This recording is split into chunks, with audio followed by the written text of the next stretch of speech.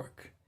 So until then, we've got Hank right here. He's going to be playing a couple of tunes for us. Go ahead, Hank. How you doing? So this goes back to an influence from the blues. I don't sing the blues. I don't play much blues, but I obviously influenced by a lot of it. And there's a song by Robert Johnson called "Love in Vain," and quite some time ago, I kind of rewrote it in more like a country style. So this is called Robert Johnson Knew.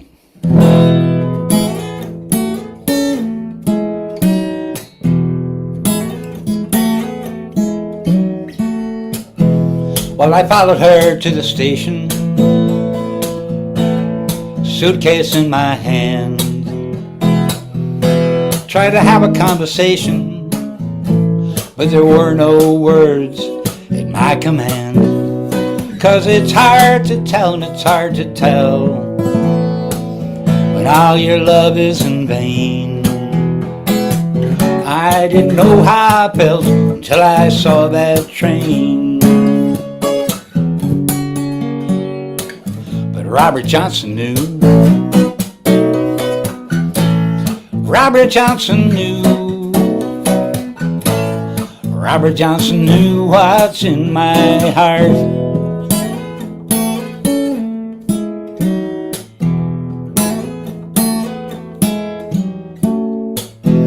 When the train came in the station,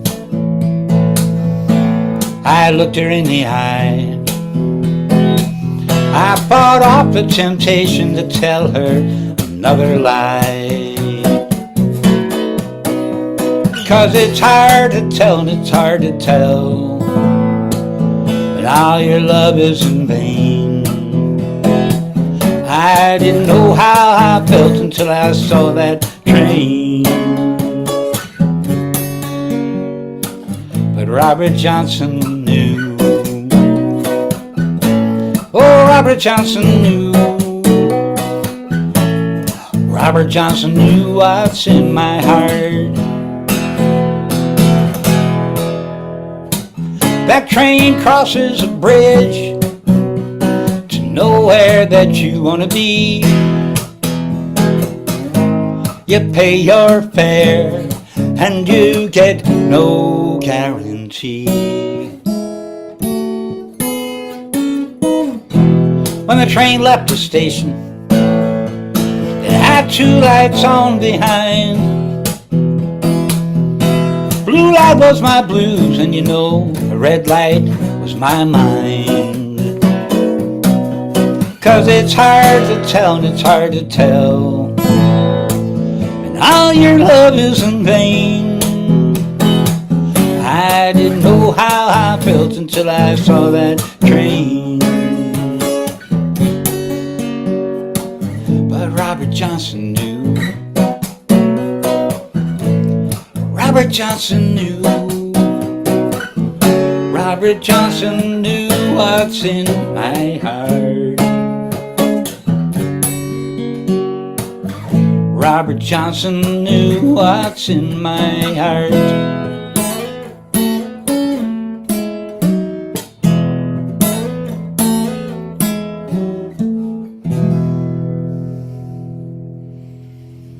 Nice. Yeah. Yeah. Nice. Thank you.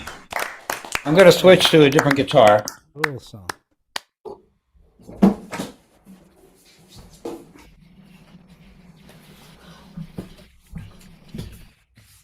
So, like I said, I don't play much blues, but I did play a lot of rock and roll back in the day. And stuff I'm doing now is more folky, but this past week we just lost a great performer, Dickie Betts, great singer, writer, and guitarist. Wait, let me get this fixed up here.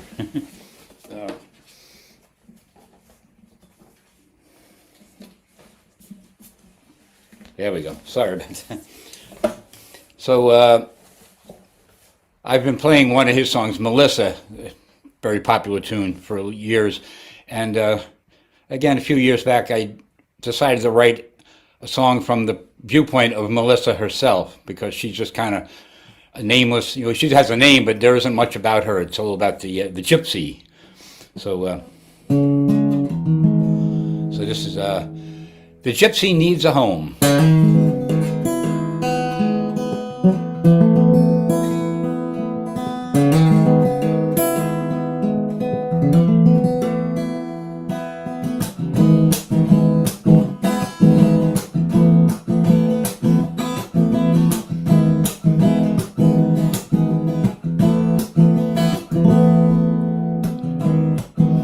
Morning stars fade, a chill in the air, a crossroads farewell kiss, sunlight shining through their hair. The gypsy needs to roam, the gypsy needs a home, the gypsy needs a home.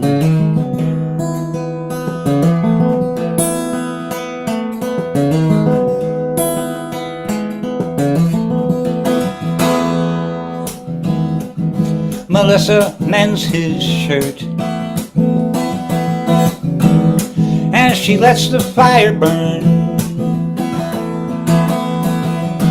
reading from his book of verse. She knows he will return. The gypsy needs to roam, the gypsy needs a home, the gypsy needs a home.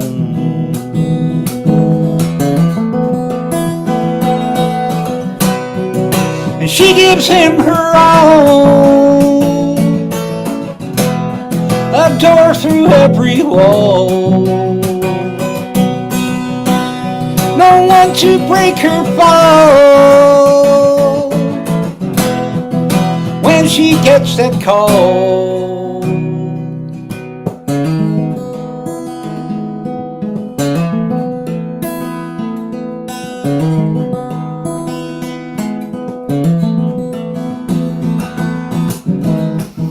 Freight train at the station,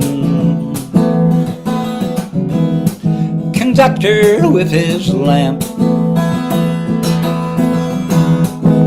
She does not feel anything but the cold and the damp. No more will he roam, the gypsy's coming home, the gypsy needs a home.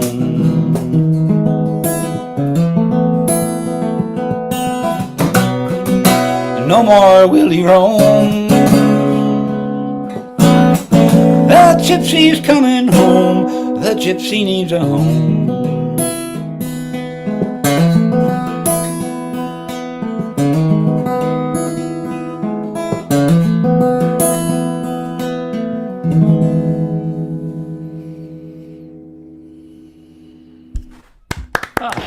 Great song. Great song. All right. Thanks, Hank. Let me pass you over to Stuart, and we can learn a little bit more about you and your music. Hey, Hank. That was great. I loved it. I was wondering, as you were playing it, you know, that taking a point of view of someone in someone else's song is a really hard thing to do. That you pulled it off really well. Were you on the music side of that last song? Were you kind of channeling the Allman Brothers a little, the feeling of it? I think you're still muted, Hank. I can't hear you. Yeah. Thank you. Oh. Yeah. I was using this partial capo, you know, it only covers 3 of the strings. And I was using that for a version when I was singing Melissa. I had my arrangement using that. And one day I just moved my fingers around a little different chords, and I said, oh, this could work. And so sounded good. Your rock roots are coming out. I mean, both those songs, right? Yeah. They could go into some pretty heavy guitar solos in there. That's what I'm hoping. I'm hoping to get a band. I just went to a friend of mine had a CD release party the other night, and he had a nice rocking band with him, and I'm thinking, I got some songs that would work with this, so Yeah. we're gonna talk. Oh, that's good. I like the melodies in your tunes. Those two tunes, that was great. They're just good. The first song you started out, I followed her to the station. I did a class with a guy who talked about, actually Ken Gaines talked about first lines of songs. I thought that was an excellent first line. Well, I stole it. It's Yeah. about half of the lines are from the Robert Johnson song. So Oh yeah, yeah. yeah, So I followed her to the station is a Robert Johnson lyric.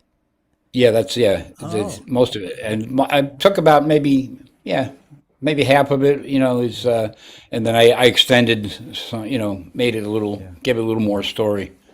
So are you a audiophile kind of guy? You listen to music from you said back in the day. Do you listen to a lot of music and try and learn songs? I don't. I probably don't listen as much as I used to. I mean, I had at one point, major record collection, and I Yeah, divested of that. And now I'm finding still have a whole bunch of CDs, yeah, and they take over. But I'm trying to organize and get rid of stuff I don't need. And yeah, I do listen to streaming and stuff, but more like I'm trying to concentrate on my own stuff now. yeah. Yeah, I'm going kind of the other way. Been sitting writing songs, wanting to learn covers because it challenges you, right? In a way that writing your own stuff for me has become easier. But Allman Brothers, I mean, that's really really great. So, did you when you were younger in the day, did you go out and hear these bands? I did see the Allman Brothers at the Fillmore East Oh wow! before they did the album from it was a previous appearance, and yeah. So you said you were a rocker. Do you have a band right now? Not currently. I've been in between. Things keep falling apart and stuff, but I'm working on a new album, and we'll see what happens after that. I've got a lot of different people coming in to do tracks on here, but So you're stay doing it tuned. at home? You're doing it at home recording? No, this is with Paradiddle Records, which is a local group.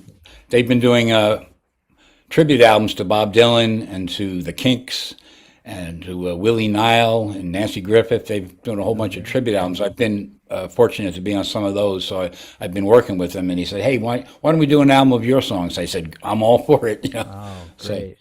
Can't wait to hear. You're gonna have to come back out and perform some here for us. Let me just ask you I about look forward. album real quick. If you're doing an album, do you try and write songs specifically for the album, or do Mm, you just go back and find what you've done? No, I pretty much do what I've had on. In fact, the first one I started doing stuff, some of my best stuff at the time, my current repertoire. And then, of course, in the year and a half it took to get it done, I wrote about three or four more songs that had to be Yeah. on the record. So that, and that's generally what happens. The third album, the last one that I finished, was done with a band, and we had our arrangements that we were doing pretty much for a couple of years. So we knew we went in, it was a quick thing. We just got the tracks down, and, you know, Well, good this good time luck it's more. good luck with that project. I just love your melodies and your stories and drawing from history. I was sitting here googling Robert Johnson and Dickie Betts, I'm reading up because there's so much songwriting material in the past that we can pull from. So thank you, Hank. Thank I you, Stuart. appreciate it. Take care. Bye bye. Back to you. All right, back to me.